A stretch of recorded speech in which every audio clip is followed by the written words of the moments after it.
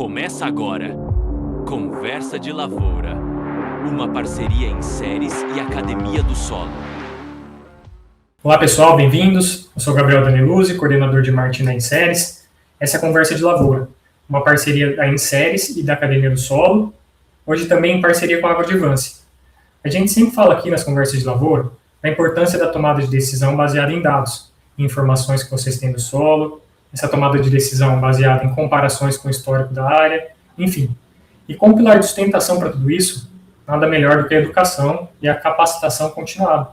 Por isso, hoje, temos a Agrodivance, uma escola de negócios agro, parceira nesse episódio, representada pelo Eduardo Zavascki. Eduardo, bem-vindo, muito obrigado por aceitar o nosso convite. Você poderia se apresentar para o pessoal brevemente? Claro, Gabriel. Bem, pessoal, olá a todos, é um prazer estar aqui com vocês, para a gente bater um papo sobre fertilidade do solo, um tema que eu gosto bastante, e sou apaixonado. Bem, para quem não me conhece, eu sou Eduardo Zavascki, sou engenheiro agrônomo, sou mestre, doutor em nutrição de plantas aqui pela Exalc, tive a grande satisfação de ser orientado pelo professor Godofredo Cesar Vitti, fiz técnico agrícola em Urutaí, Goiás, sou filho de produtor, então tenho uma longa trajetória com a agricultura, desde criança, fui nascido e criado no meio do barro, e para mim estar aqui, então, é uma satisfação. A gente sempre fala, falar de agricultura, ajudar o produtor, a gente sabe como que é o dia a dia dele, como ele sofre. Então, fico muito feliz de poder estar aqui, Gabriel, para a gente estar falando um pouco sobre como a gente pode melhorar a situação do produtor num ano desafiador desse. Então, obrigado mais uma vez pelo convite e vamos para cima. Legal, eu agradeço bastante. A gente trabalhou junto, Edu? Então é sempre bom aí lembrar aqueles tempos do trabalho, falar novamente sobre algumas coisas relacionadas à fertilidade do solo, O tema de hoje é como cortar custos sem cortar produtividade, Como usar os dados do solo em uma safra de risco. E para falar com a gente, o Itamar Natali, meu parceiro aqui da Conversa de Lavoura. Mais uma, Gabriel? Mais uma. Bom, pessoal, um grande prazer, uma satisfação. Gabriel, mais uma vez, está dividindo esse espaço para a gente conversar um pouquinho. E hoje um assunto que eu gosto bastante também, inclusive acompanho muito os materiais da Agrodivance e o Eduardo também. E para mim é um grande privilégio hoje poder estar conversando contigo, Eduardo. É uma grande satisfação. E, bom, me chamo Itamar Natali, o pessoal acho que já me conhece, da Conversa de Lavoura. Falo por parte aqui da Academia do Solo, nós trabalhamos junto com a Inséries também. A gente gosta de levar conteúdo também voltado à fertilidade, então hoje o assunto veio a calhar, Gabriel? E principalmente com a situação que a gente está vivendo, Eu acho que já vamos direto ao assunto, sem enrolação, Eduardo? O que está acontecendo, Eduardo?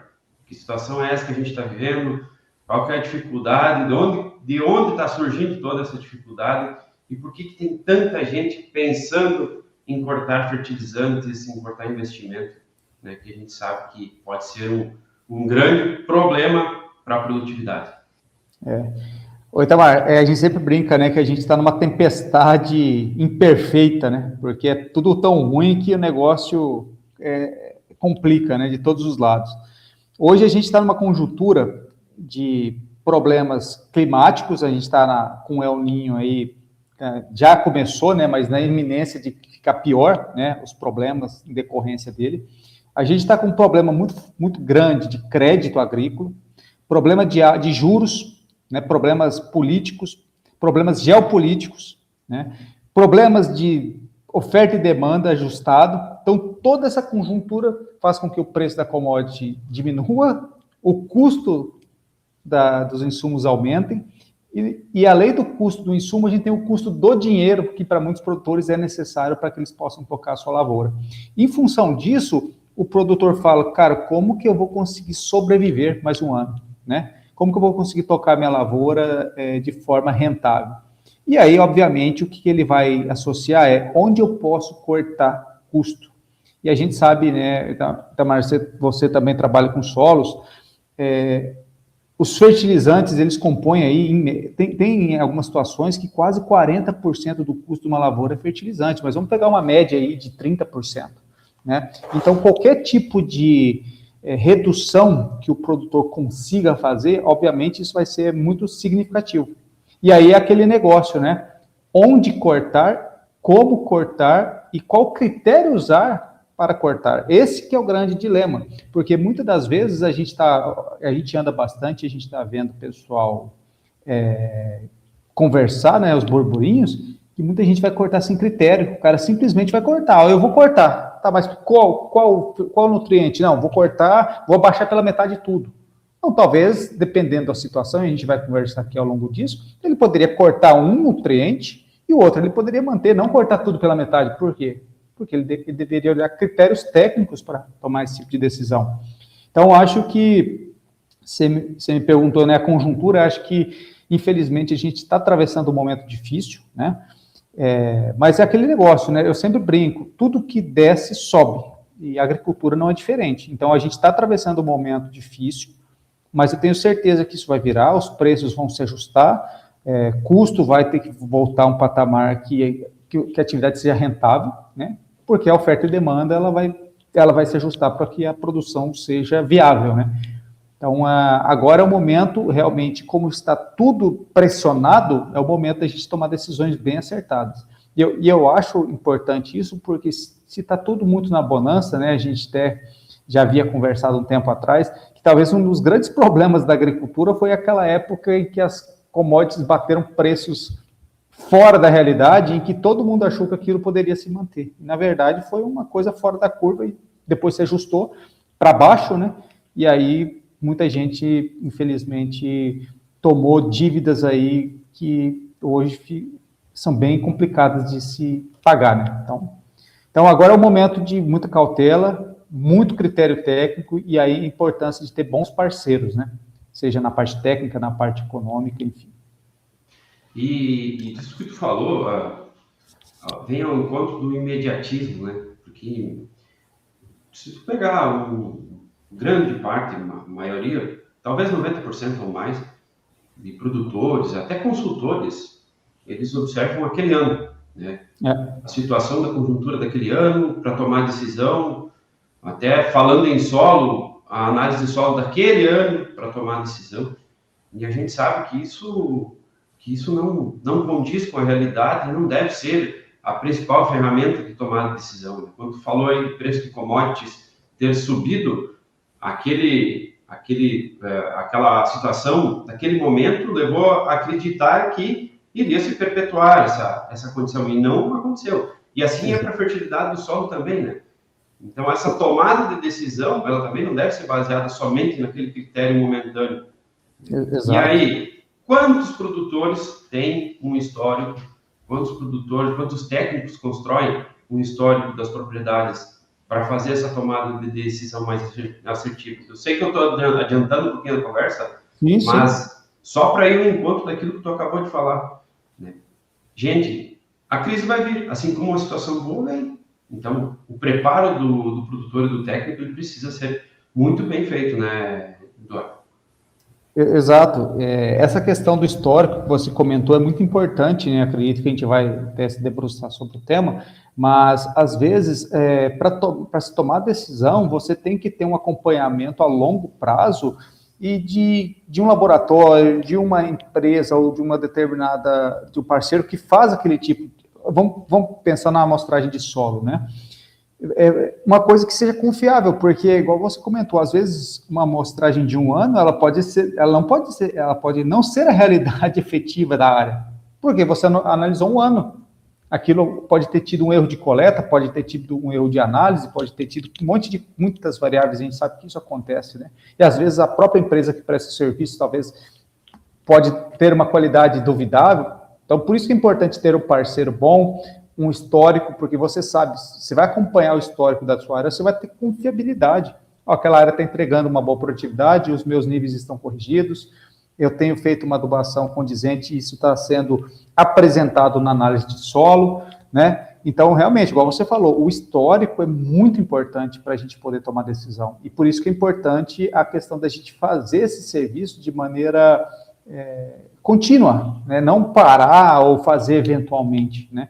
Porque a gente sempre fala, análises, a gente fazer toda uma análise criteriosa, seja análise de solo, seja análise de folha, seja uma análise física do solo, né, textural, seja uma análise de compactação, enfim, seja, o histórico ele é muito importante realmente para a gente poder tomar decisão. E da onde que eu parto? Pensando nesse ano, qual que é o primeiro ponto aí que eu tenho que dar um checkzinho ali nessa lista para mim tomar essa decisão de tudo que tu acabou de falar? Olha, assim, o que a gente tem recomendado né, para os produtores, inclusive até para eu que sou produtor mesmo, né? Esse ano o fertilizante realmente, principalmente o fosfatado, né? E ele tem tido, ele tá com um preço muito alto, né?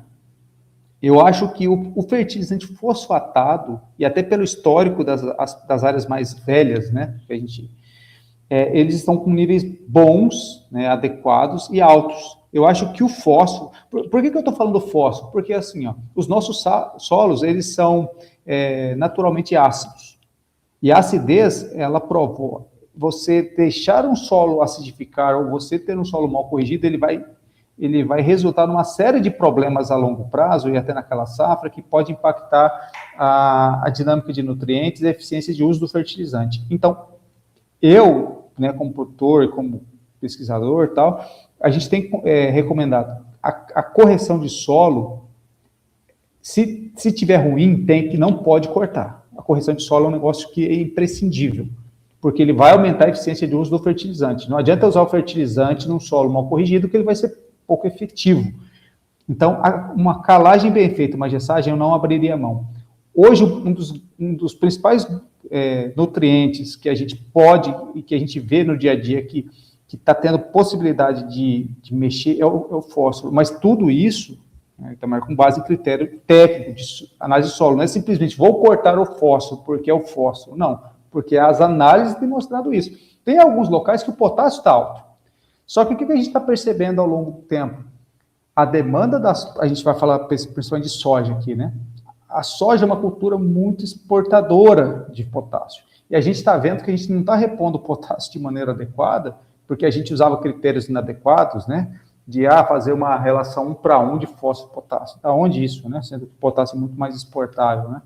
E a gente começou a notar que o potássio começou a cair. E a maioria das áreas hoje, se a gente pegar do centro de São Paulo para cima, a maioria das áreas estão com potássio no limite. É muito difícil você ver uma área com potássio alto.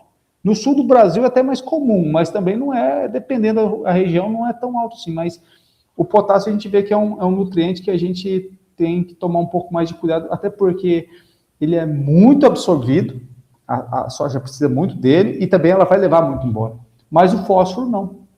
Só para ter uma ordem de grandeza, em média, a soja ela exporta 10 quilos por tonelada de grão e o potássio, em média, 20 quilos, é o dobro. E antes a gente usava a aplicação de 1:1, né? Lógico, a gente sabe toda a dinâmica do fósforo no solo, mas mesmo em solos corrigidos, o pessoal continuou ainda fazendo isso, né? Então a gente tem que assim, respondendo a pergunta de maneira objetiva, talvez o fósforo seria um dos principais hoje, né, nutrientes que a gente poderia estar trabalhando aí em termos de ajuste de adubação, mas tudo com base em critério técnico. O que é o critério técnico? É uma análise de solo. E aí a gente vai falar do tal do nível crítico, né? O que é o nível crítico? É um teor do nutriente no solo em que eu tenho uma produtividade razoável. A gente fala, a pesquisa, né, fala em 90% do potencial produtivo, que a gente chama de máxima eficiência econômica, né? A máxima eficiência técnica é 100% do potencial produtivo, e a máxima eficiência econômica é 90% do potencial relativo. Então, esse é o nível crítico. Se eu estou nesse nível, a chance de resposta à aplicação do fertilizante é baixo. Então, eu posso estar, talvez em um ano, ajustando a dose. E aí, falando de forma prática, o que seria, em média, esses níveis aí? Pensando em resina, 40 miligramas por decímetro cúbico, né, em média. É um número, eu não gosto de usar número mágico, número cabalístico, né, mas em média, solos com níveis de 30, 40 miligramas por decímetro cúbico, são solos que dá para começar a reduzir um pouco a dose, e solos, aí, obviamente, acima de 60, 70 miligramas, você pode ter cortado a adubação tranquilamente. Mas depende do histórico, né? Será que esse solo está compactado? Tem histórico de nematóide? Qual cultura que você está usando? Se for um milho semente, é diferente da soja. É feijão, tem que tomar cuidado. Tem tem um ciclo mais curto, a raiz é um pouco menos agressiva, então depende também da cultura que você está utilizando. Mas o fósforo talvez seria o pontapé inicial aí. Lógico, a gente teria que conhecer o histórico, né, para entender quais outros a gente poderia estar trabalhando. Mas a correção do solo, a gente não pode abrir mão, desde que seja necessário. Então, essa parte de histórico é super importante, a gente bate sempre na tecla aqui nas nossas comunicações, as coletas que a gente já falou, importante a coleta ser bem feita, né? Uma coleta com rastreabilidade, para a gente saber que o amostrador foi lá e fez a coleta certinho no lugar determinado, né? Porque você vê, o impacto não é só nessa safra, o impacto vai ser em todas as outras, porque se você tiver um histórico errado, ano a ano você vai olhar para trás e vai estar comparando com algo que não existia, né? Então é importantíssimo isso, né? A gente sempre fala de histórico e também fala da coleta bem feita, com rastreabilidade, num laboratório bem confiável, né? Esse negócio é tão sério, Gabriel, a questão da análise de solo, da importância de fazer uma coleta bem feita, porque você imagina um pouquinho de solo que você vai coletar ali e que ele vai ter que representar uma área imensa. E você vai fazer um cálculo de um fertilizante com base naquilo, e que isso vai impactar a compra de toneladas e toneladas de fertilizante, que isso vai impactar em toda uma logística de trazer o fertilizante. 30% do custo, exatamente. Então, você imagina, eu já vi a importância de escolher um bom laboratório, a importância de escolher um bom método de amostragem. Imagina, se o cara for lá no campo e ele tiver o equipamento inadequado, ele contaminou a amostra, e aí ele leva a amostra para o laboratório, lá no laboratório vai dizer, tem muito fósforo. Na verdade, ele não tem fósforo, porque está contaminado. E aí, o que acontece? Ele vai lá e corta a adubação porque ele achou que está com nível alto. Mas será que está mesmo?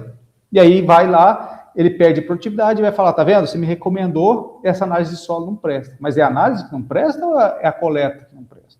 Porque talvez ele coletou menos amostras para compor uma amostra composta. Ele fez poucas amostras simples. Esse é um ponto. Segundo, ele vai lá e coleta com um equipamento inadequado ou um equipamento contaminado. Outro ponto importante, laboratórios não credenciados, laboratórios de qualidade duvidosa. Imagina se você for somando esses erros. Aí você vai ter uma informação totalmente errada, vai tomar uma decisão que impacta 30% do seu orçamento com base numa coisa errada. Vamos pensar numa gravidade. Mesma coisa você começar a se medicar ou fazer um tratamento muito caro de saúde, com base no diagnóstico de exame de sangue que você fez, e depois vai descobrir que o exame não era nada daquilo que você imaginava. O exame foi feito de maneira equivocada. Você imagina que loucura isso? E a terra, que é um bem que nós temos, às vezes a gente pode estar tratando ela de maneira equivocada, porque a nossa análise não foi bem feita. Um exemplo, CTC do solo. A gente tem visto um problema muito grave, vocês que estão aí no dia a dia dos laboratórios, vocês vão saber melhor do que eu. A gente tem um grande problema de análise, por exemplo, de acidez potencial. A acidez potencial hoje é um gargalo, porque a gente tem laboratórios que fazem com base numa curva, né, já com uma curva pré-estabelecida, que é o SMP, né, pH-SMP, e tem a titulometria, que aí é um método mais direto. Mas todos eles incorrem em erros. E se o laboratório não for bom, ele pode superestimar ou subestimar uma CTC. Você imagina, você vai fazer a correção do solo, a calagem com base na CTC, e a sua CTC está errada. E aí você vai impactar toneladas de calcário com base num critério, com base numa análise equivocada. Então, por isso que é muito importante a gente conhecer quem presta o serviço de coleta, mas muito mais importante também a questão do histórico. E aí, isso que o Itamar falou que é muito importante, a questão de você ter histórico, você vai saber se está fora ou está dentro. Que se você não tem histórico, você não vai ter noção se a sua CTC está fora, se o seu nível de alumínio embaixo está alto, está baixo, né? Então, é muito importante isso. O cara está com pH 5,2 no ano. Não fez calagem, não fez correção nenhuma, no outro ano vai fazer uma análise lá, 5,8 pH. A lógica, se você não tivesse acompanhamento de construir esse histórico, essa relação de um ano para o outro, você nunca vai saber. Qual que é a primeira ação que tu vai tomar numa situação como essa? Vai analisar, mostrar de novo e reanalisar, porque algo está errado. Exato. E aí, se o cara não tem histórico, vai falar, opa, beleza, meu pH tá bom. Toca, não precisa nem fazer nada. e aí ele está com pH ácido lá e dá problema, né? Pode ser um erro de amostragem, mostrou um local inapropriado. E outra situação, que é bom comentar, a gente já está falando de amostragem de solo, é a quantidade de subamostra, né? Porque se tu fizer 10 subamostras, né, cada subamostra vai corresponder a 10% dessa quantidade de solo que tem no laboratório. Agora, se você fizer 5, a gente já vai para 20%. Se você errar uma subamostra, impacta em 20% do teu resultado final. Exatamente. E é uma coisa que a gente bate muito na tecla nisso, é trabalhoso, é difícil, é oneroso fazer uma análise de solo bem feita, bem coletada, com uma grande quantidade de subamostras, mas tem que fazer. Porque ele é diagnóstico, né? Às vezes a gente fala assim, cara, é muito trabalhoso e leva tempo, né? Mas e o custo do dinheiro? Você imagina o custo do dinheiro que você tem. Quanto tempo você leva se você fazer uma coleta, se você faz uma aplicação errada e o prejuízo que você vai ter, quanto tempo você vai levar para recuperar esse dinheiro? Às vezes você fala assim, nossa, eu levei muito tempo para coletar 2 amostras a mais, ou 5 amostras a mais. Só que o impacto que isso vai dar financeiro é muito maior. Né? Então, isso que você falou, eu concordo 100%, porque imagina se você vai lá e faz uma coleta e tem um grânulo de fertilizante ali. 20%. Isso aí pode superestimar muito a análise, né? Então, realmente faz todo sentido. E sem contar os equipamentos utilizados na coleta, né? O que eu vejo assim no campo, às vezes, o cara adapta uma broca na furadeira e aí, sem o mínimo critério, chega lá, o cara se pendura em cima daquela furadeira, empurrando aquele solo para baixo, ou então fica lá empurrando e tirando aquela furadeira para coletar solo. É uma coleta que não tem a mínima representatividade da área, né? Então, assim, às vezes parece que a gente chove no molhado falando disso, mas, sendo bem sincero, eu quando treino em cooperativas, primeira coisa que eu falo, pessoal, coleta análise de solo, não existe cálculo que vá resolver o erro de análise, não existe laboratório que vai resolver esse problema. Se sair a coleta errada do campo, esquece, não tem que fazer. Exatamente. Tem que ser muito um erro cascata, é isso aí. Isso é verdade. Mas, Eduardo falou muito do fósforo. O fósforo a gente está passando a maior problemática dele, ligado, né, não só à importação, mas também a questão do enxofre, né? Chegar do enxofre para produção, a gente vê fábricas aí sendo impactadas, né? Não conseguem produzir, parando a produção por causa disso. Não sei se tu tem números sobre isso, dessa perspectiva, mas a problemática não é só da questão do investimento por parte do produtor por causa do cenário, mas também o cenário da empresa em relação à produção, ela é crítica também, né? Sim. Hoje a questão do fertilizante fosfatado é um problema muito sério, né? Várias empresas grandes parando a operação no Brasil, muito em função disso que você falou, da questão do enxofre, né? Que o custo, o preço quintuplicou, mais do que quintuplicou, né? E isso tem impactado, obviamente, a oferta do fertilizante para nós aqui, né? E aí vai abrir margem para fontes alternativas, né, de fertilizante. E aí é o momento que também é importante a gente ter diagnóstico e ter bons parceiros, até os laboratórios, né, que fazem análise de solubilidade, ou, enfim, porque o que a gente está vendo, aqui tem um produtor parceiro nosso de pesquisa aqui, ele recebeu fertilizante adulterado. Ele comprou um fertilizante achando que tinha uma porcentagem, e isso é uma coisa muito importante para quem está nos ouvindo, viu? Isso o produtor não faz, tá? É análise de fertilizante. A gente faz análise de solo, a gente faz tudo certinho. Aí eu vou lá, com base nessa análise de solo, eu vou comprar um insumo que é caro, que é o adubo. E quem me garante que aquele adubo é aquilo que eu estou comprando? Tudo bem, o adubo é da Mosaic, o adubo é da Yara, o adubo é da Euroquem, o adubo é de uma empresa boa. Tá, mas isso aí, beleza. E quem garante que está chegando aquele adubo para você lá? Tem atravessadores no meio do caminho, você entendeu? Como que o negócio é complexo? Às vezes você está comprando um fertilizante, mas pode ser que está chegando outra coisa para você. Eu não estou falando que tem que duvidar de tudo, mas hoje em dia, infelizmente, a gente vai ter que começar a fazer análise de fertilizante de forma mais rotineira. Porque às vezes eu estou comprando cloreto de potássio, muito comum, às vezes o pessoal, né, compra cloreto, compra pedra pintada ao invés de cloreto. Então, assim, é super importante a gente ter esse critério de análise. Mas voltando à questão das fontes, né, alternativas às fontes tradicionais de fertilizantes, isso vai aumentar agora, né, por causa que você comentou essa problemática do fertilizante fosfatado, né, em função da diminuição de produção e do aumento de custo, né, de importação, enfim, desses fertilizantes fosfatados importados, a gente vai começar a ver muita fonte alternativa. E aí a gente tem pouco estudo de viabilidade e de eficiência agronômica. Então é importante a gente, primeiro, tudo começa com solubilidade, principalmente em água, em CNA mais água, em ácido cítrico. Começa por aí. Se o fertilizante tem baixa solubilidade, ele já sai atrás em termos de eficiência agronômica. Mas não quer dizer que ele não seja eficiente, mas ele precisa ser estudado, e alguns já têm estudos, né? Então, assim, vai entrar muita coisa esse ano, muito possivelmente, mas, pessoal, tome muito cuidado, procurem assistência técnica antes de comprar esse tipo de fertilizante, tá? Porque pode ser que a gente vai estar comprando muita coisa barata, só que sem eficiência. E aí você está pagando para usar a reserva do seu solo. Porque aquilo que eu falei, se você tem critério, dependendo do seu solo, você não precisa nem adubar.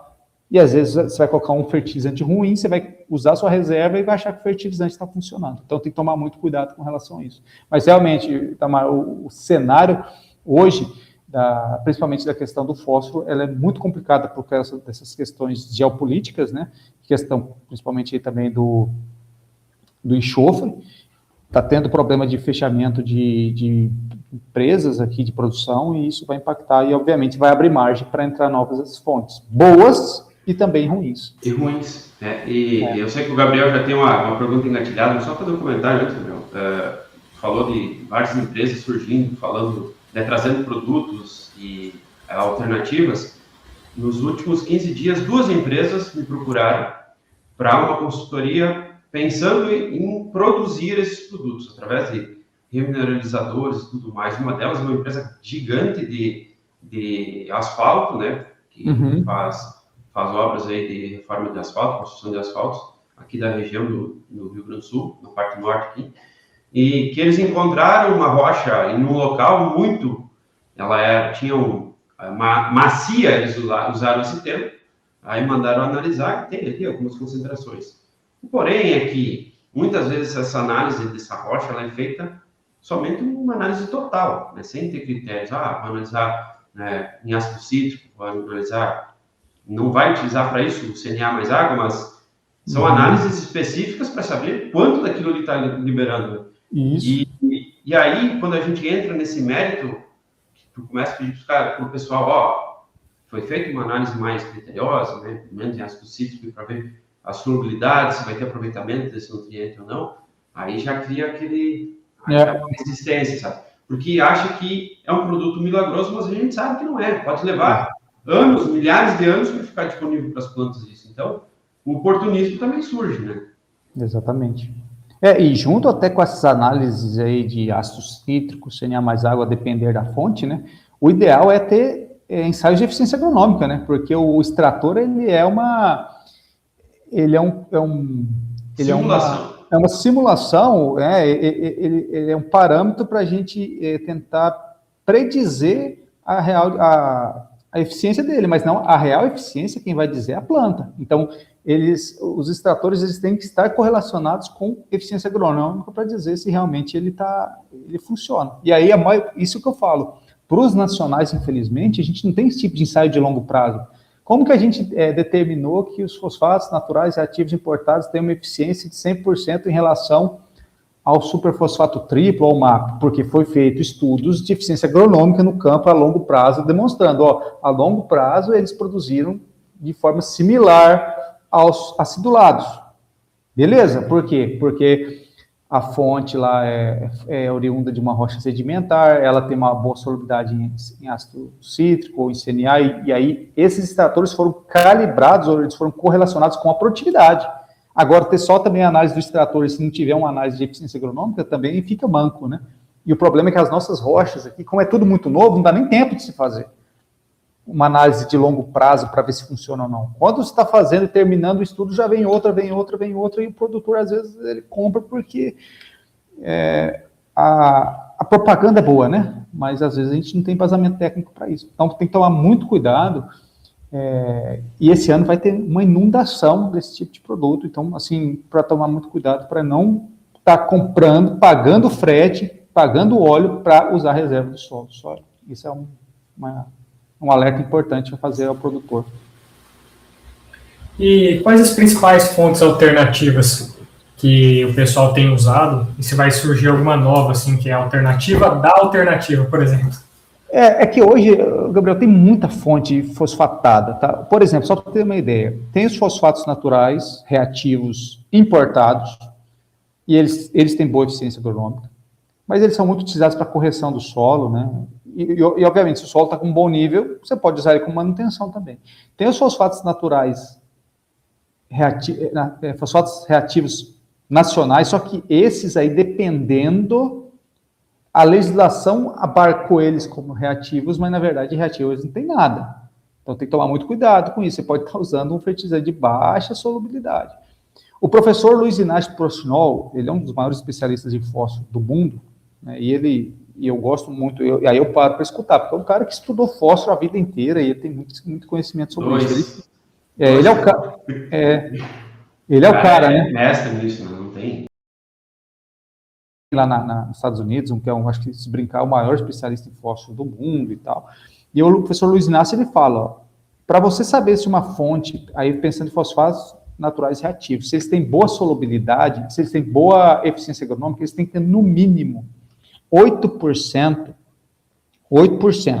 de P2O5 solúvel em ácido cítrico em relação ao total da rocha. Porque às vezes o que acontece? O cara tem lá um fertilizante que tem 12% total e 3% em cítrico, e ele fala, tá vendo? 25% é solúvel em cítrico, porque está comparando em relação ao total de fósforo, mas você tem que comparar em relação ao total da rocha, porque quem tem que se solubilizar no meio é a rocha, não é só o fósforo.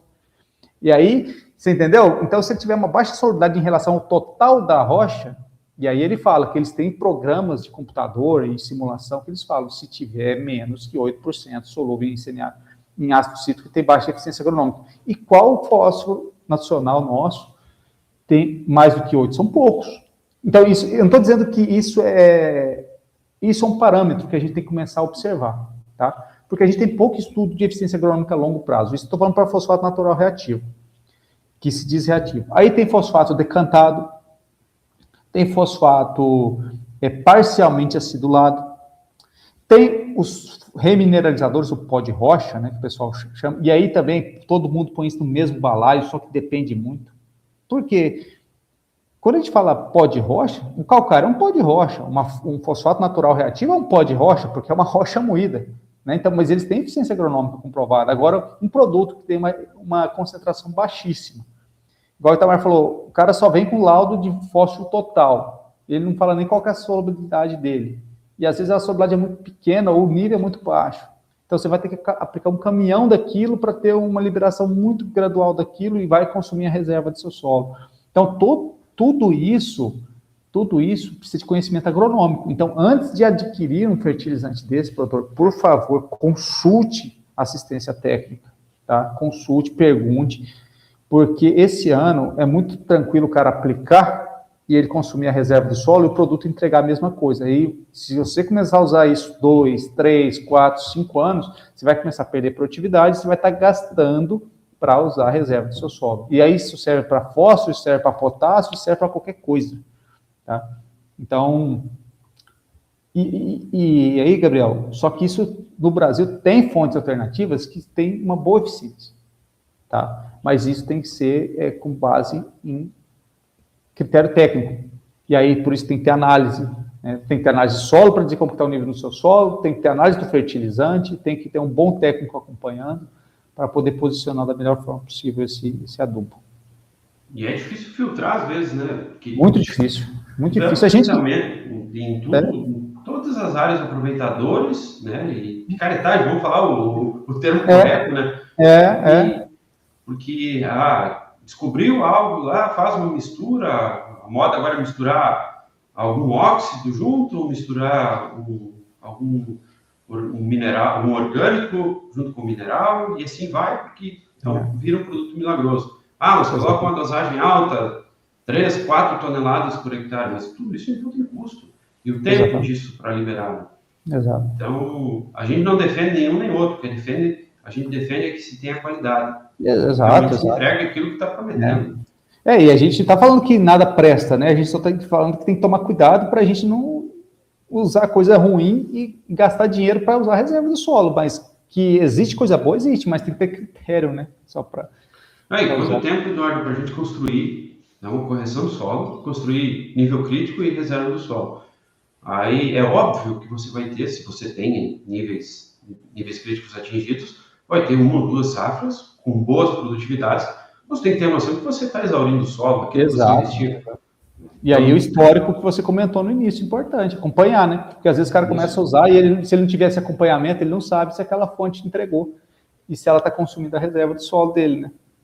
Eu vi essas modas já, acompanhei no campo, né, desde 2012, aí algumas, a gente não vai falar em produtos aqui, mas tira o fertilizante da linha, faz só a pulverização, e aí você vê um ano produzindo, o segundo ano já abaixa a produtividade, o terceiro ano não produz nada. E aí, do nada, o produto sobe no mercado, nunca mais se ouviu falar dele. Então, assim, eu sempre falo, Itamar, quando o cara fala isso, né, para o produtor, e aí os produtores que estiverem nos assistindo, né, quando o cara fala assim, vamos fazer um lado a lado do meu produto com o seu, aí eu sempre falo pro produtor, então pede para ele fazer mais um, só que sem nada. Se o cara quiser uma testemunha sem nada, aí ele vai ver se realmente é o solo que está entregando, é o produto. Né?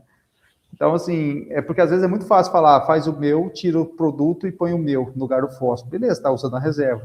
Mas se fizer sem nada, é da mesma coisa, né? Então, esse tipo de análise é interessante se fazer. Além de tudo que tu falou, eu acho que tem um importante que a gente tem que citar, tu falou do Godofredo Witt, o cara é um defensor do boro, né? Eu acho que o pessoal tem que dar uma atençãozinha para ele também, né? O boro, eu acho que é um dos nutrientes que responde muito, né? Eu vi até uns dados semana passada do Rafael, né, Souza Nunes, que falando dele, em que diversas situações, seja de estresse ou boas condições, ele responde muito bem. Então, acho que também é um pontinho para a gente falar. Claro, dele. Sim. O boro, ele é muito importante, principalmente a gente estava num ano aí desafiador de questão climática, né, que a gente pode ter problemas hídricos, né, e o boro, ele é muito ligado à parede celular, ele faz parte ali da parede celular, e se faltar boro, a gente tem menor divisão celular, a gente tem menor crescimento de tecido, e isso vai afetar principalmente crescimento de sistema radicular. Então, se um solo está com baixos teores de boro, a planta vai ter menor crescimento do sistema radicular, isso está provado, tem vários trabalhos que mostram isso. Então, assim, e qual que é o problema do boro? É a dinâmica dele nos nossos solos. Nos nossos solos, por causa do pH deles, a forma principal de boro nos nossos solos, na solução, é ácido bórico. E ácido bórico ele não tem carga. Então, ele é altamente lixiviável. Então, geralmente, os nossos níveis de boro vão ser baixos. Naturalmente, não tem o que fazer. Qual que é a principal fonte de boro na natureza? É a matéria orgânica. Mas a nossa matéria orgânica, por nosso solo ser pobre em boro, consequentemente, a nossa matéria orgânica é pobre em boro também. Né? Então, a gente vai ter que aplicar boro todo ano, não tem jeito. Tem trabalhos que mostram que, eu vou aplicar, eu vou tentar corrigir boro. Você vai corrigir o boro, no outro ano vai estar baixo de novo, porque ele vai ser liberado e ele não vai ficar fixado no solo, muito pouco disso, né? Então, assim, como estratégia, o que a gente tem adotado, tá? Eu gosto, com o elemento boro, eu gosto de fazer manejos. Primeiro, o boro tem que começar no solo. Como eu estou falando que ele é muito importante para crescimento do sistema radicular, não adianta eu aplicar via folha. Via folha, não estou falando que não funciona, estou falando que não é a principal forma, ele é um complemento do solo, o solo é a principal forma. Se for para investir em boro, tem dinheiro só para uma, é solo. E aí, quais são as formas de se aplicar boro no solo? Né? Primeiro, dose. A gente tem visto que, em média, as melhores doses para o sistema soja-milho está situada entre 2 e 3 quilos, né, de boro para o sistema. E aí, como que a gente tem trabalhado o fornecimento desse nutriente?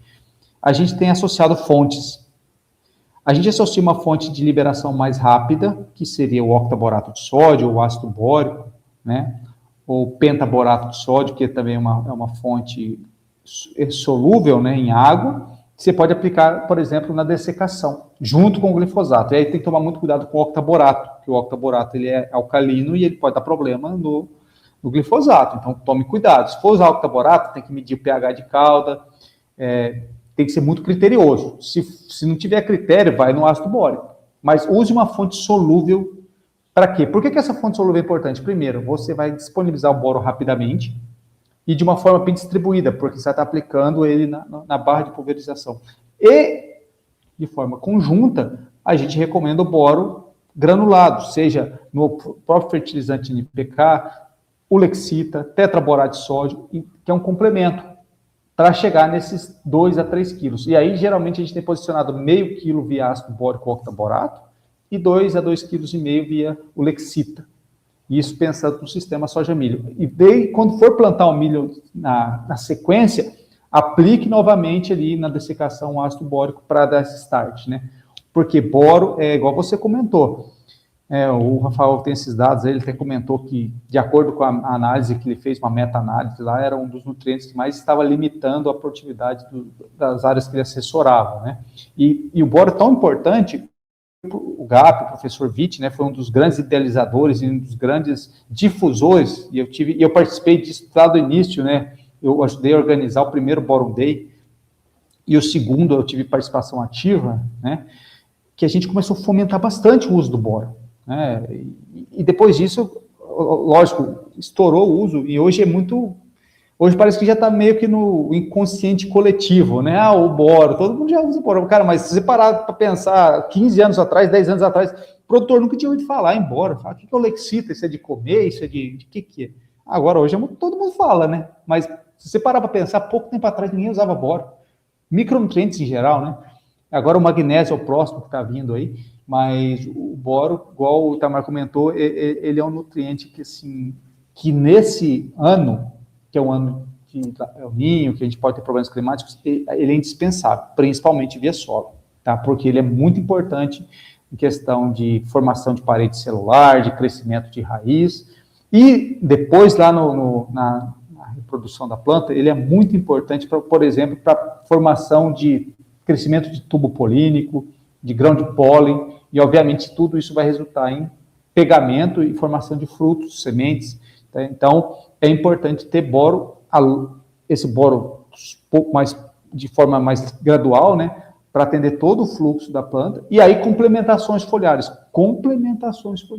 e aí fazer parcelamentos, aí 2, 3, 4 parcelamentos de boro ao longo do ciclo, né, geralmente a gente aplica 50, 40, 50 gramas por aplicação, e a gente tem visto que quando a gente junta as duas tecnologias, temos tido bons resultados. E aí trabalhar com fontes solúveis, né, via folha, e aí, obviamente, só tomar cuidado com o pH de calda, a gente não tem visto grandes diferenças entre as fontes, mas se puder usar uma fonte mais elaborada é melhor, porque aí ela é mais compatível com os defensivos. Aí o pessoal tem usado muito, né, o boromeia, até o ácido bórico, o octaborato, aí vai depender muito também da mistura que você está fazendo. Mas aí é complementações, então tem que ser boro ao longo do ciclo inteiro, né, para poder fornecer para a cultura.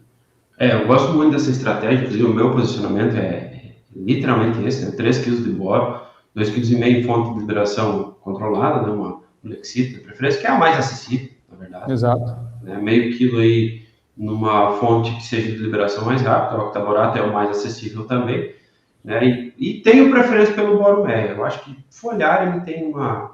Sim. Uma monoetolamina, eu acho que ela tem uma ação um pouco, favorece a questão da absorção e tudo mais. Claro que a gente sabe, boro, mobilidade quase nula, então cada folha nova, cada trifólio, você vai pensar só no manejo de foliar quase inviável, cada trifólio vai ter que pulverizar, então... Exatamente. Isso aí. E ainda, só nesse parênteses dos micronutrientes, eu acho que o cobre também tem, a gente precisa dar um destaque para ele, principalmente com essa onda que está se tendo de altas doses de calcário. A gente sabe que com o cálcio ele acaba tendo uma redução de absorção. E eu tenho visto né, principalmente áreas um pouco mais arenosas, que a resposta do cobre é muito boa quando se faz a suplementação. Acho que esse cuidado também vale a pena, né, ter um olhar para isso, né? Sim, na verdade, o cobre, até nas minhas próprias áreas lá que a gente planta, o cobre, depois do boro, ele é o mais limitante, o nível de cobre baixo, né?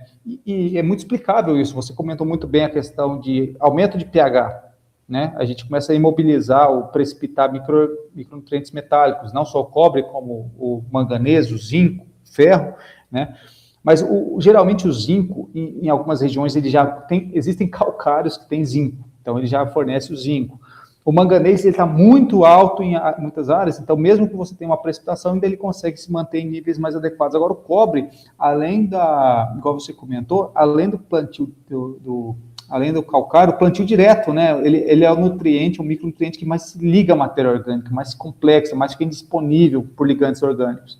E isso tem também diminuído muito a disponibilidade dele. Então, assim, realmente são nutrientes que a gente tem que tomar muito cuidado e o pessoal, até pouco tempo atrás, pensava, eu vou aplicar na folha e vai funcionar. A estratégia é a mesma com o boro, a planta tem que ser construída. Eu gosto de um conceito do professor Tiago Tesoto, que ele fala assim, a gente tem que construir a planta. Construir a planta desde o início, é fazer uma base bem feita, igual construir uma casa, né? Construir raiz, construir o caule e tudo. E, imagina, a gente já precisa do cobre lá na raiz. E todos os micronutrientes metálicos, eles também têm uma baixa mobilidade. Eles não têm uma mobilidade tão baixa igual a do boro, mas têm baixa mobilidade.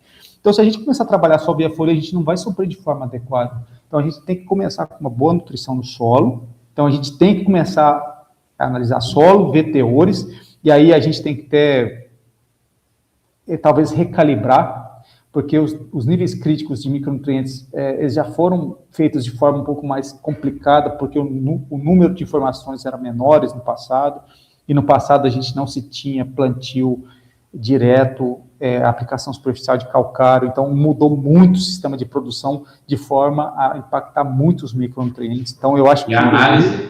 Análise é horrível de fazer. Análise, exatamente. Então, assim, tudo isso complica. Então, assim, e o pessoal meio que, hoje em dia, com fertilizantes mais concentrados, né, a gente não aplica o micronutriente no fertilizante, então a gente vai diminuindo muito, e como ele é pouco exportável, a gente não liga muito, e os solos estão sendo exauridos.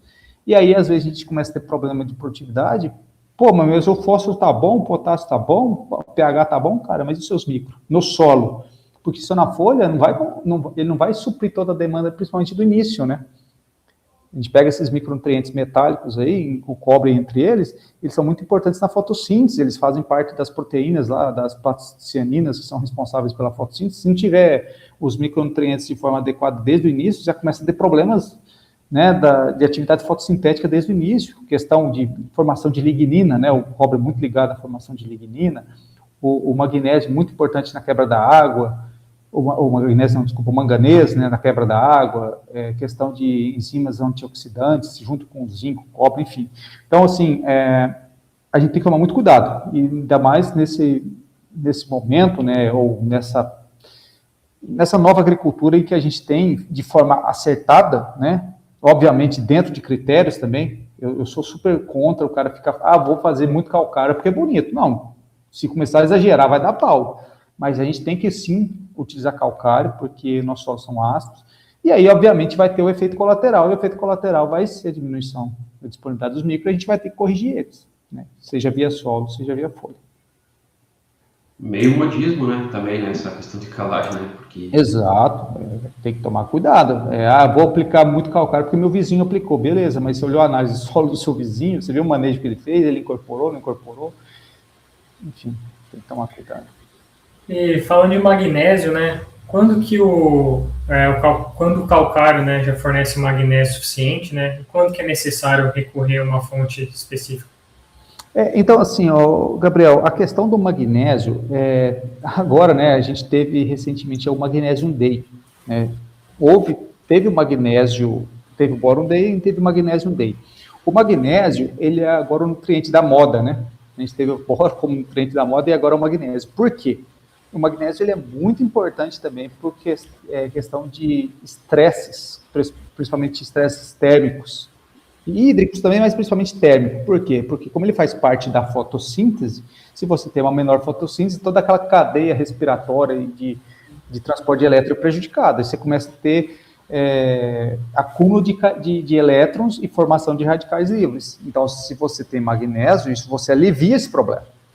Né? Você tem maior translocação de açúcar, você não fica com açúcar parado na folha. Açúcar parado na folha, a planta entende que não precisa fazer fotossíntese. Então, ela precisa translocar esse açúcar, e o magnésio é muito importante nisso. Então, para enchimento de grão, né, a gente se viu aí aplicações foliares de magnésio, né, e, enfim. Mas, vamos lá, vamos contextualizar. O magnésio, a principal fonte, realmente é o calcário, e não vai ser outra. Vai continuar sendo o calcário. Só que em algumas situações, o que acontece? A gente sempre vai ter uma relação de cálcio-magnésio no calcário maior do que no... Sempre vai ter mais cálcio do que magnésio no calcário, sempre, independentemente do calcário. E eu sempre falo, o único calcário que se deve usar é o dolomítico. Por quê? Porque você vai usar calcário que só tem cálcio, sendo que o magnésio, a principal forma de se fornecer é o calcário. E sempre vai ter mais cálcio no solo, sempre. Isso é lei da química, é a série heliotrópica. O magnésio ele sempre vai perder o cálcio nas cargas do solo. Então ele é mais lixiviável no solo, né? Então ele sempre vai se acumular menos.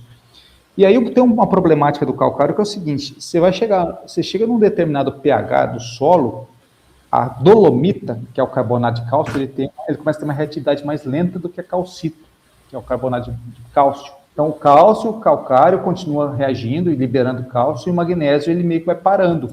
Então chega um momento que aplicar calcário não adianta mais. Primeiro que o pH está muito alto, e aí, às vezes, a gente está com um bom nível de cálcio, o pH está adequado, mas o magnésio está lá embaixo, o magnésio não sobe.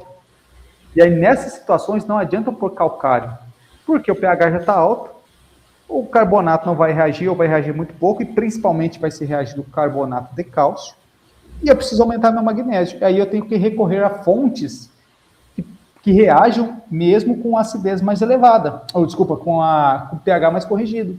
E aí nós temos os óxidos como uma opção, e também fontes solúveis de magnésio. Elas são caras, então assim, tem que ser muito específico a situação. Então a gente tem que analisar qual que é o nível de magnésio, e a gente hoje está trabalhando com níveis de magnésio no mínimo de 1 centimol carga em solos mais arenosos e 1,5 em solos mais argilosos. Então se estiver abaixo desses níveis, a gente tem que tomar cuidado com o magnésio, tá? Isso é uma média, né? Então a gente tem que trabalhar em níveis mais altos de magnésio, porque a gente está vendo resposta. Se estiver abaixo disso e o cálcio está corrigido, o pH está corrigido, não adianta pôr calcário. Tem que ir para fontes alternativas. Mas veja que é uma coisa muito específica, não é qualquer tipo de solo. Vou sair aplicando óxido de magnésio porque é bonito, está todo mundo aplicando. Não. Qual que é o seu teor de... Seu pH está corrigido? Primeiro. Se não tiver corrigido, é calcário. Segundo, já corrigiu, mas o cálcio está baixo? Tá, vamos tentar ainda continuar com carbonato. Não, o problema é magnésio. Aí sim. Então, você tem que vir fazendo um critério técnico para poder posicionar. Mas são fontes que têm entregado bons resultados. A gente fez recentemente um experimento lá em Uberlândia, que o solo era exatamente esse. Ele tinha um bom pH, ele estava com um bom teor de cálcio, só que o magnésio estava por volta ali de 8, 9 milimol carga, 0,8, 0,9 centimol. E aí a gente colocou fontes alternativas, a gente teve ganho médio de 3 a 4 sacas por hectare, pelo uso dessas fontes. Então, e nesse ponto aí, também se cria um terrorismo, né? Eu gosto da frase que o Vitti fala de calcário é dolomítico e não enche o saco, mas eu tenho umas regiões aqui, no Vale do Rio Pardo, aqui, que a gente pega aí um magnésio bem elevado, mas é uma região pontual. Por isso que eu não uso dessa frase em totalidade. Exato. É uma região diferente. É uma região. Exato. Se o magnésio está elevado e se o calcário calcítico ele é viável economicamente, tem que ser utilizado. Aí o problema não é o magnésio. Responde muito, sabe? O calcário calcítico por causa da questão do cálcio. Mas a preocupação com o magnésio, ela deve ter uma ressalva importante, principalmente nessas áreas mais arenosas, a gente acompanha, é um salto de produtividade, só que, de novo, eu acho que é importante até frisar mais esse ponto da questão de utilização de fontes, porque eu estou vendo, tá? Literalmente eu estou vendo o pessoal chegar no produtor, porque chegou no pH 5,5, 5,6, a dolomita não reage mais, tem que trabalhar com óxido, ou tem que trabalhar com silicato, e isso aqui que vai resolver o problema da tua vida, tuas gerações estão garantidas com isso aqui, é mais ou menos desse jeito. Eu acho que é importante a gente destacar isso, porque tem produtores que acompanham a gente aqui.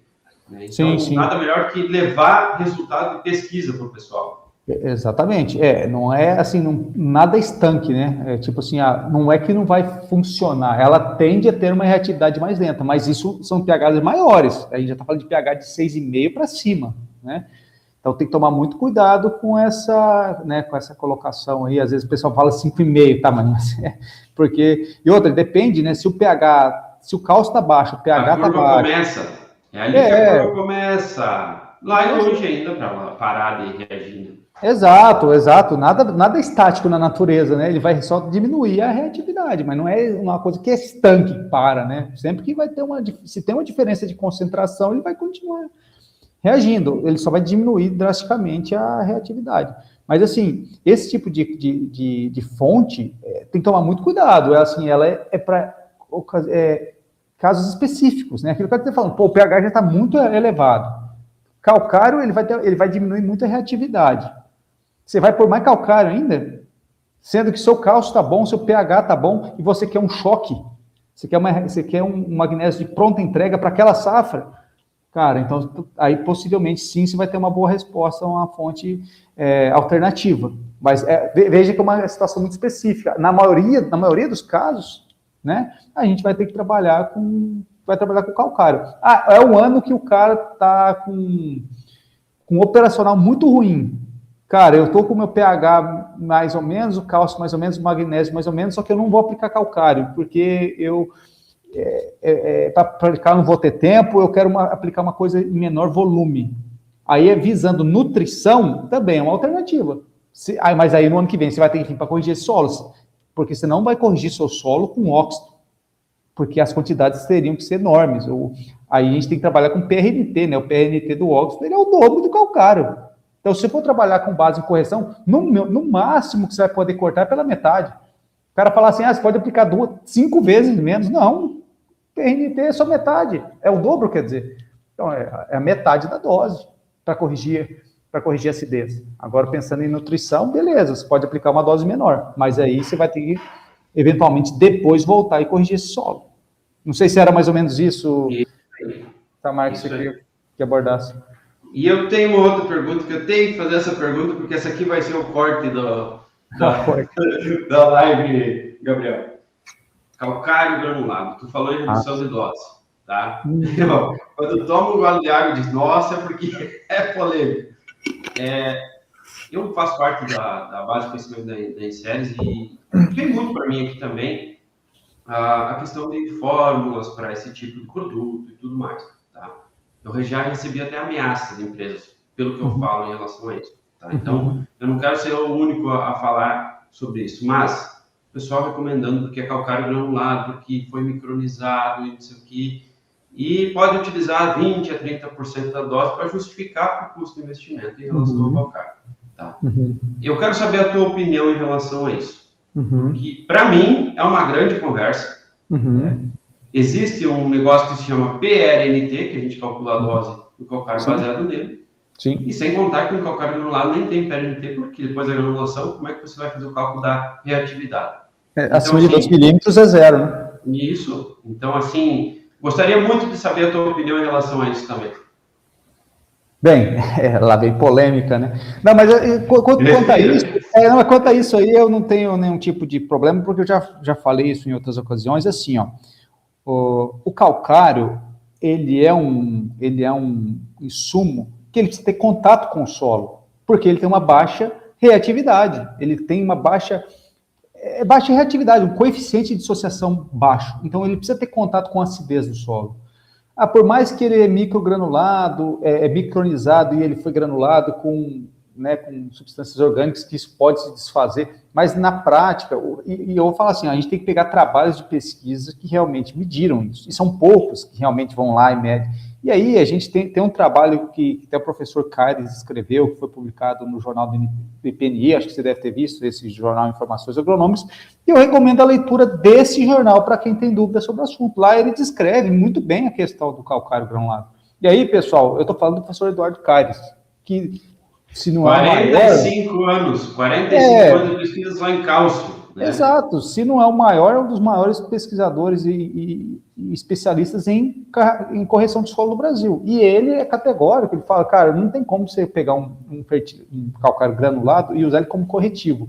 No máximo que ele poderia ser usado seria como fonte de cálcio e magnésio, mas mesmo assim não é tão viável, né, economicamente. E ele deixa claro isso no artigo. Então, assim, pensando em correção de solo, eu acho que a gente tem que trabalhar com bom e velho calcário. E a gente trabalha muito essa questão da finura dele, né?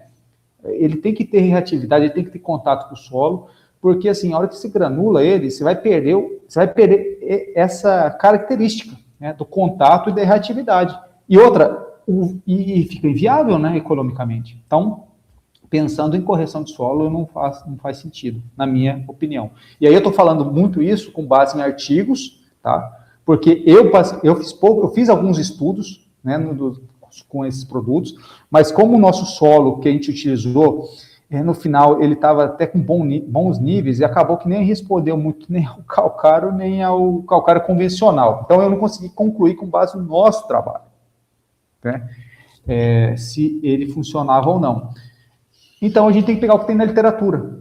E aí, pegar a literatura séria, que foi a fundo, né? E esses artigos, eles são categóricos nisso que a gente está comentando aqui. E sem contar que o Carlos também, eu sou muito amigo dele, né? A gente troca figurinha. Estou tentando trazer ele aqui para conversar com a gente, mas não está fácil do homem achar uma agenda.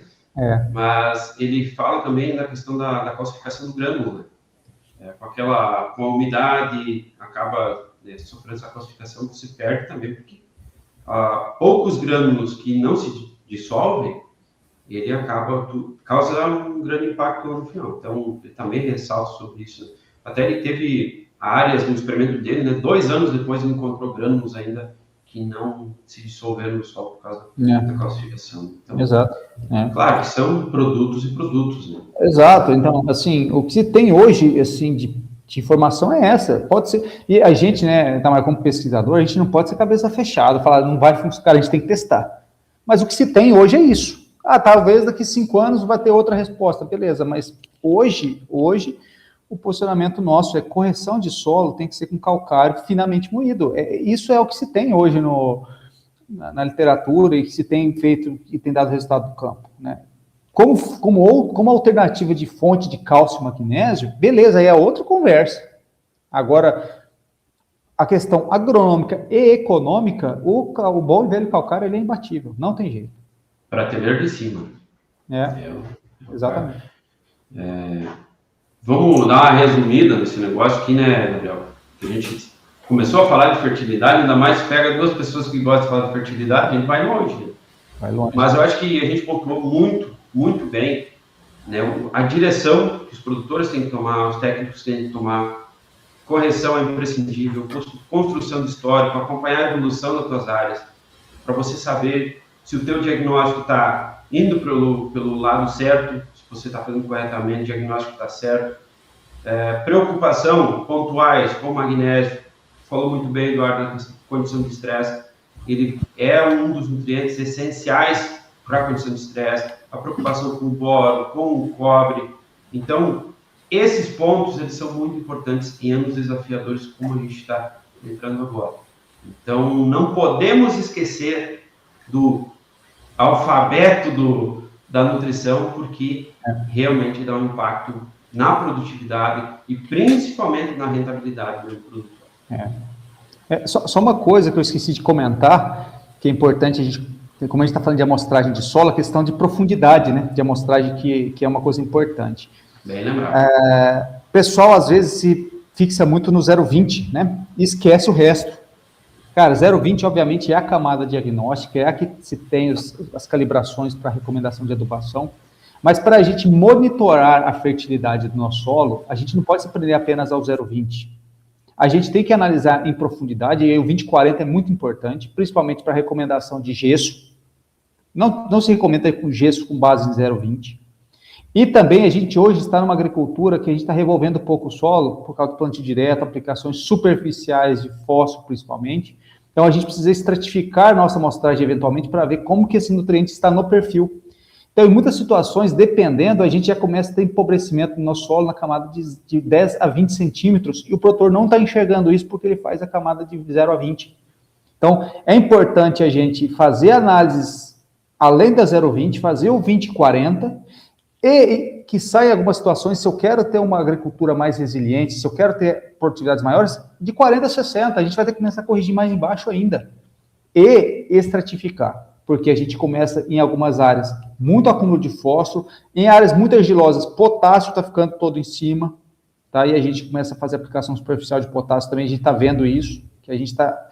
Trabalhos do professor Thales Checker, lá do Rio Grande do Sul, ele tem mostrado isso, que está tendo um acúmulo muito grande de potássio também, na camada de 0,5, 0,10, em solos mais argilosos.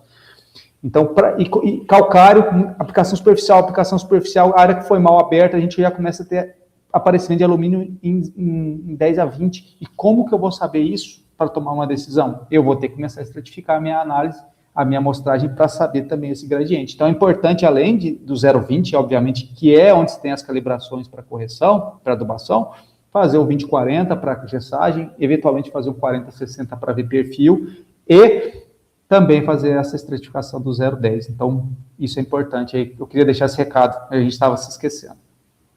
Só para já aproveitando esse gancho aqui, né, a gente já está chegando no final aí, mas eu acho que é importante a gente falar sobre isso também. Eu estou vendo uma grande onda de recomendação de correção do fósforo, inclusive no 20-40. Né? Pessoal recomendando incorporação, assim, às vezes até sem muito critério. Num ambiente bem inóspito, às vezes, para o fósforo. Né? Uhum. Tu tem sobre isso, Eduardo, né, questão de acompanhar?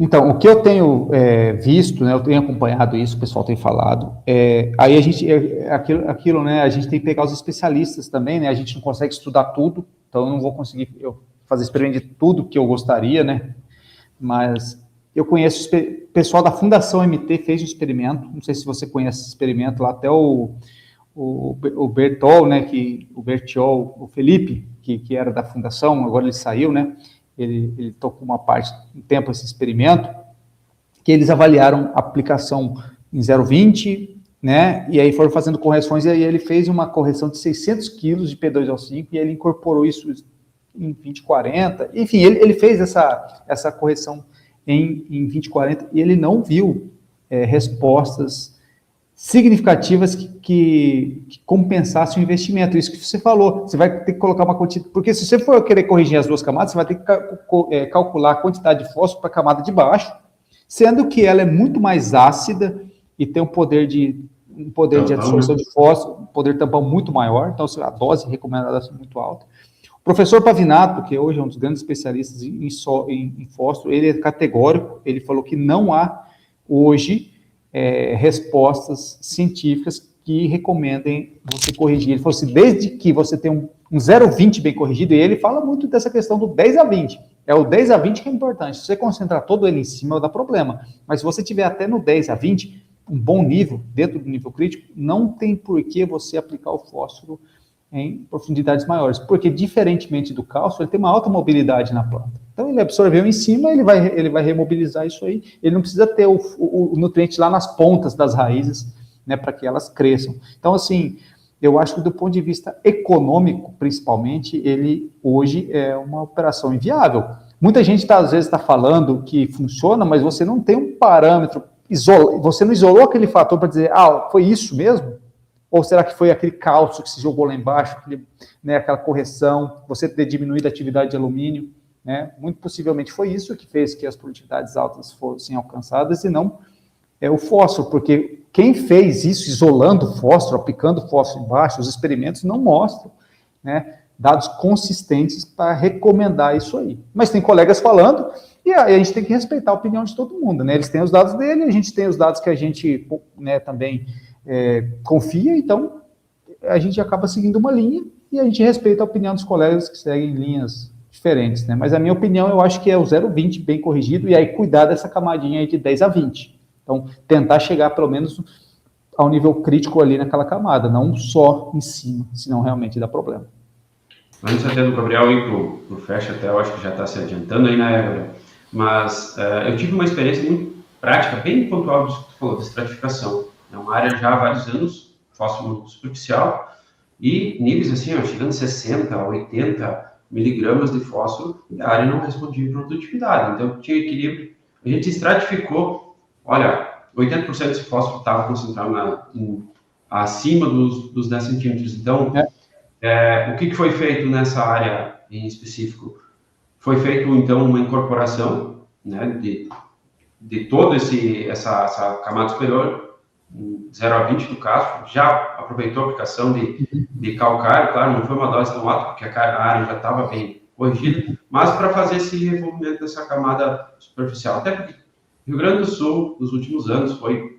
Aí já aproveitou para dar uma nivelada, que tinha muita erosão causada pelas fortes chuvas, e nisso aí, no último ano aí já, claro, não foi um ano daqueles com a produtividade, mas correu melhor do que os outros anos, né? Então, assim, já deu para ver que deu uma melhorada, né? Mas ele acaba, principalmente, solo mais argiloso, se concentra nesse formato superficial quando fica muito tempo falando. E o potássio é um negócio incrível, os trabalhos do professor Tales mostrando, assim, concentração em 0,5, porque ele estratifica em 0,5, a gente... E é muito potássio em cima. E o cara vai aplicar o potássio à lança, ele já está jogando potássio onde tem muito potássio. Então, para a planta não vai fazer diferença nenhuma. Porque ele já está aplicando...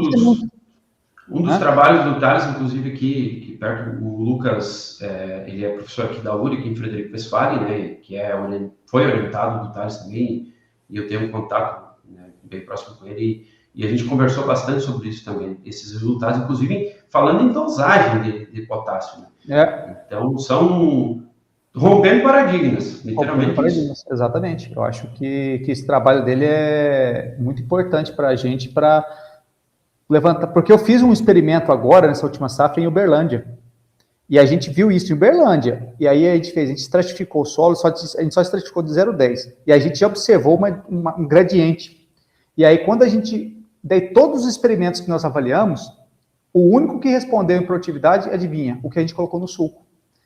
Por quê? Porque os outros, a gente fez parcelamento, a gente pôs uma dose alta de potássio, só que a gente já estava pondo em cima, já tinha muito potássio em cima.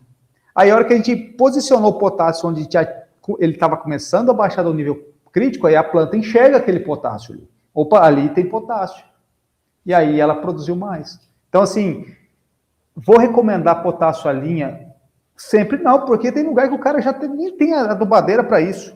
Mas, por exemplo, onde o cara consegue colocar, se o cara começar a estratificar, o que eu estou fazendo nessa safra? Recomendando estratificar. Se você tem nível crítico de potássio abaixo do nível crítico na camada de 10 a 20, coloque pelo menos uns 30 quilos de potássio na linha. Faz um formulado, em vez de fazer MAP, faz ali um 8, 30, 10, alguma coisa que tenha potássio para você posicionar pelo menos parte dele. Porque como a soja demanda muito potássio, você não vai conseguir pôr todo ele, senão começa a dar problema de esterilização. Daí começa a dar, né, vai dar problema...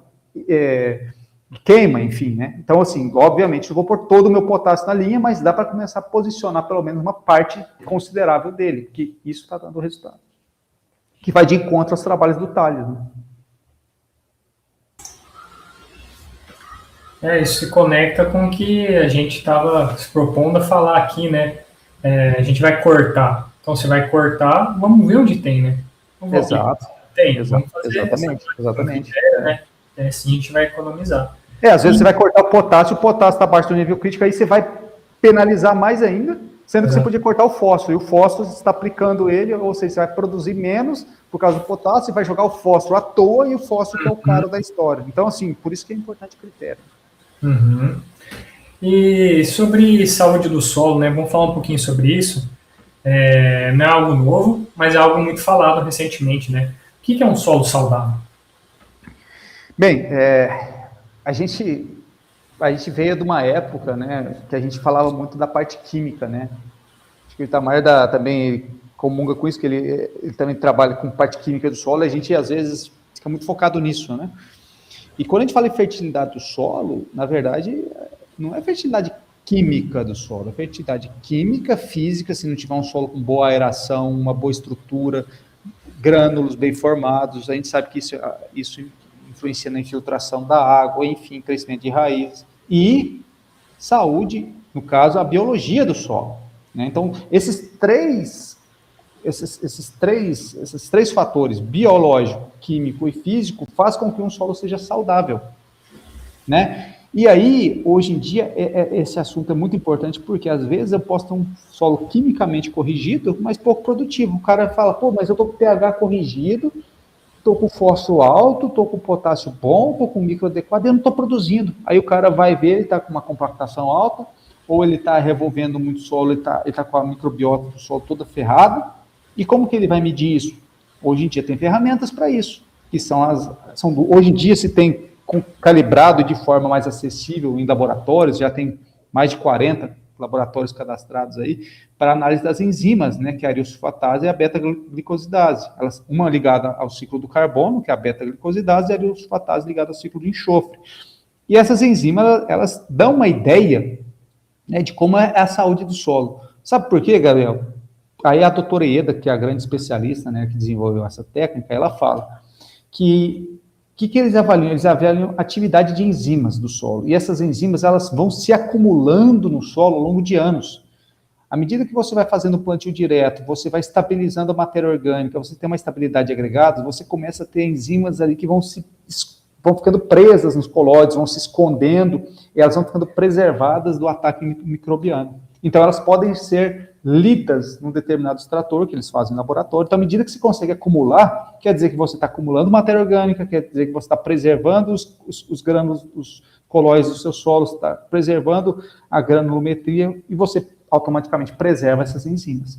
E aí elas vão te dizer, ó, sua matéria orgânica está alta, está boa, e você está preservando aí os seus micro-organismos indiretamente através da leitura da atividade dessas enzimas. E aí, vejam, isso é um trabalho de longo prazo, não adianta você... Eu vejo muito isso acontecer, né?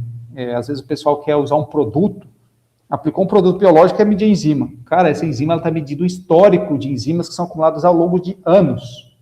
Você tem que ter muita enzima acumulada ali. Não é um produto que você vai aplicar que você vai medir uma enzima 5 meses depois, que isso vai alterar de forma significativa. Você entendeu? Então, esse tipo de análise ele serve para medir um manejo que está sendo adotado ao longo de anos, para ver se isso vai estar sendo melhorado. Então, você vai ter que fazer esse histórico e vendo se isso vai sendo aumentado. E tem um range, né? É um range que tem. Então, dentro de uma determinada faixa, você vai estar num solo pouco saudável, medianamente saudável, saudável. E aí, hoje, além de eles medirem esses parâmetros, né, eles conseguem correlacionar isso com a física e a fertilidade, e aí eles têm um índice que agora, deixa eu ver se eu vou me lembrar o nome. Você lembra, Itamar, o nome desse índice? É Fertibiológica, que a Embrapa desenvolveu. Eles juntam a parte biológica com a parte química, e aí eles dão um parâmetro, né? Isso. Até porque tu não consegue nem fazer só a enzimática sem fazer análise química junto. Exato, Aí você faz um conjunto das duas e eles vão te dar que o seu solo, enfim, eles vão te dar uma nota do seu solo, né? São 3 parâmetros, mas agora eu vou ficar devendo também. Isso aí fica de dever de casa pro pessoal. Mas assim, mas a saúde do solo hoje ele faz parte da fertilidade. Né? A fertilidade não é mais química nem física, ela também é biológica, e tudo isso, né, junto vai fazer com que o solo seja mais saudável. Então não adianta o solo ser só quimicamente corrigido. Ele tem que estar biologicamente corrigido e também fisicamente adequado, para ser saudável. Né? Que daí é o índice, o IQS, né, que é o índice de qualidade do solo. Isso.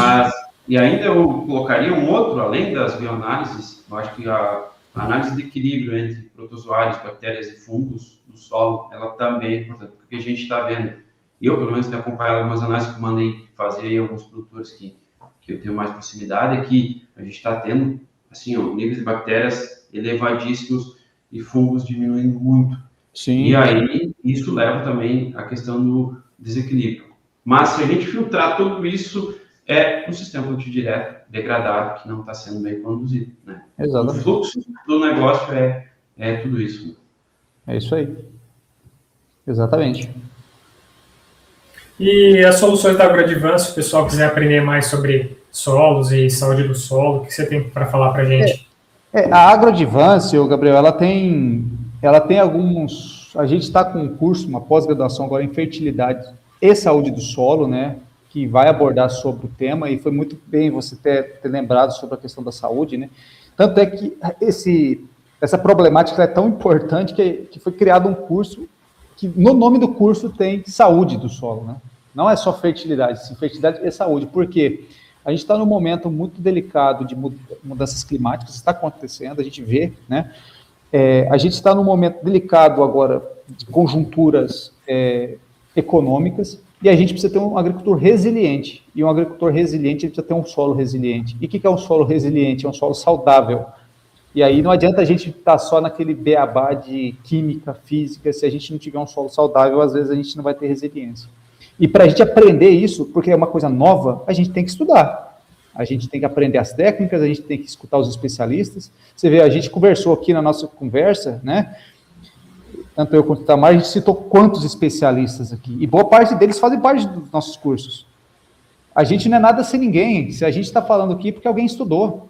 É o professor Caires, a gente falou da doutora Ieda, a gente falou do Rafael Nunes, a gente está falando de outros colegas aí, o professor Luiz Inácio Prochinol, né, de pessoas aí que dedicaram anos, e a doutora Ieda, né, aí eu queria até deixar uma homenagem a ela, né, graças a ela, ela levantou isso, ela pesquisou e ela trouxe essa questão da saúde do solo, né, de forma que isso pode ser replicável e possa ser utilizado pelo produtor, porque uma coisa fica lá na pesquisa, né, fica uma coisa muito abstrata, o produtor não tem acesso, mas ela conseguiu fazer um índice que isso pode ser levado para o campo e o cara pode aplicar no dia a dia dele para ver se o solo dele está saudável.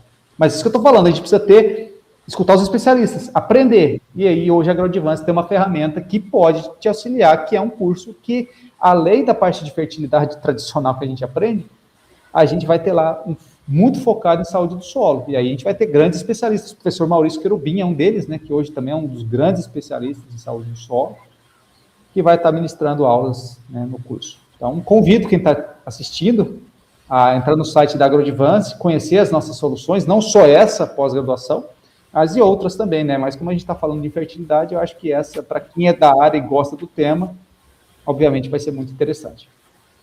Legal, então, pessoal, fica a dica aí, ó, e vocês peguem esses conhecimentos aí acumulado, adotem a plataforma da Inseres para fazer a gestão da fertilidade do solo, nutrição de plantas, entre outras informações que vocês conseguem colocar dentro da plataforma para fazer esse cruzamento aí de dados, para vocês tomarem as melhores decisões, né, ter uma safra mais produtiva e também rentável, né, não podemos esquecer da rentabilidade. E para considerações finais aí, Eduardo, depois o Itamar fala, pode fazer o encerramento, se quiser falar sobre as pesquisas lá na Pesquisagro também, a gente já falou da AgroAdvance, e eu vou te fazer 2 perguntas que a gente sempre faz para os convidados, né? Qual o teu grande sonho para a agricultura brasileira, né? E se você pudesse dar um único conselho para o agricultor, qual que seria? Olha, primeiro, antes, né, de dar o conselho para o produtor e meu sonho para a agricultura, eu gostaria de agradecer ao convite mais uma vez, tá? O pessoal da Inseres, o Gabriel, o Itamar, por estar com a gente aqui no dia de hoje, batendo esse papo. Foi muito bom, passou rápido, né? Igual o Itamar falou, quando a gente gosta de falar de uma coisa aí, a gente nem tem a hora passar, né?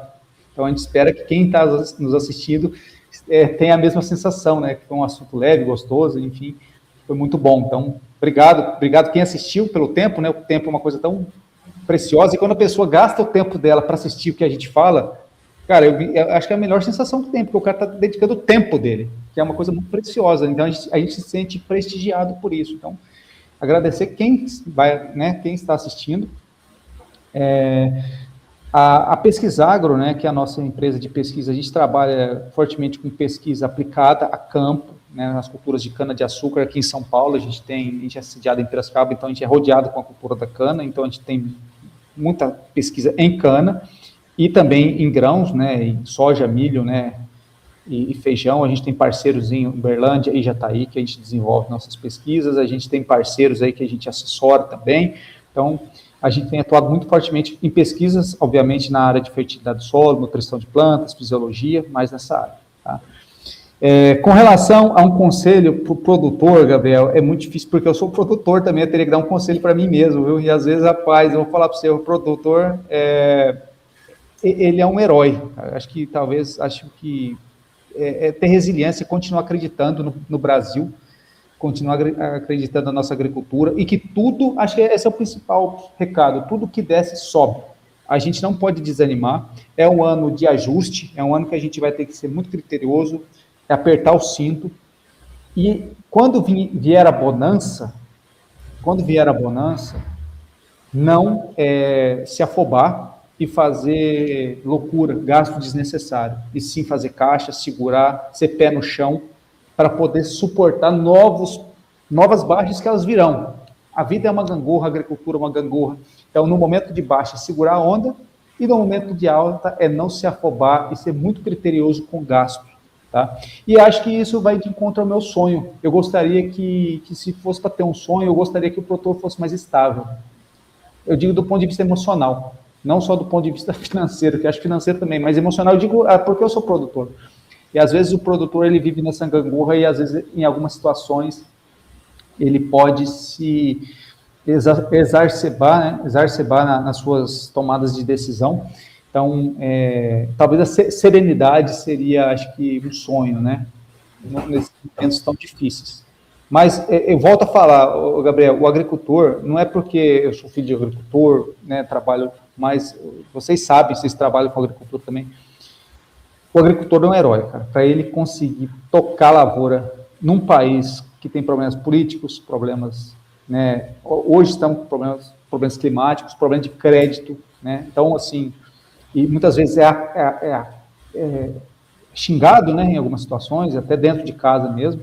Então, deixar meus sinceros agradecimentos ao produtor, e um forte abraço a todos, e excelente safra aí, né, 2026, 2027, já vai começar outra safra, né, a gente mal acabou e já vai começar tudo de novo, mas se Deus quiser, a gente vai conseguir superar e ter uma safra melhor, né, em 26 e 27, em relação a 25 e 26. Então, forte abraço, mais uma vez, a vocês dois, e obrigado pela companhia, e espero que a gente se encontre em outras ocasiões, em outras oportunidades. Valeu. Com certeza, e ainda eu complemento que um herói sem medalha, né, infelizmente, mal interpretado e não reconhecido. Lutando contra tudo e contra todos. Então, os agricultores aí, realmente eu tiro meu chapéu, porque é uma batalha diária, anual, né, cada safra aí, que os agricultores enfrentam, né?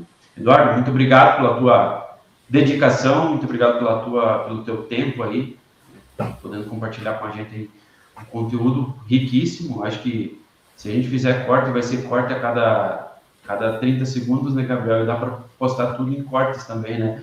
Porque é um conteúdo rico do início ao fim. E muito obrigado por compartilhar com a gente aí todo esse conteúdo e pelo tempo dedicado. Eu acho que quem assistiu aproveitou muito, pegou vários insights e dicas aí para aplicar na prática. Gabriel, mais uma vez, obrigado pela parceria, obrigado pela atenção de todos aí que estiveram acompanhando a gente. Pessoal, então assim, a gente deixa aqui na descrição do vídeo o link para o site da AgroAdvance, se vocês quiserem conhecer os cursos, além da pós-graduação em solos e saúde do solo, o link do nosso site aqui da Inseres, se vocês quiserem conhecer mais das nossas soluções. Então, sigam as nossas redes sociais aí, para vocês acompanharem as próximas conversas de lavoura, os cortes aqui derivados dessa live, as redes sociais da AgroAdvance, tem bastante conteúdo ali, pesquisar, caso vocês precisem, Academia do Solo. Então, assim, são várias dicas muito boas aqui de perfis para vocês seguirem e acompanharem. E, Eduardo, muito obrigado novamente, o papo foi excelente, vai render bastante aqui para a gente, né, para trazer essas informações de qualidade e auxiliar o pessoal, né, nessa safra que vai começar. Então, muito obrigado e até a próxima conversa de lavoura, pessoal. Um abraço. Valeu, gente, abraço. Conversa de Lavoura, uma parceria Inseres e Academia do Solo.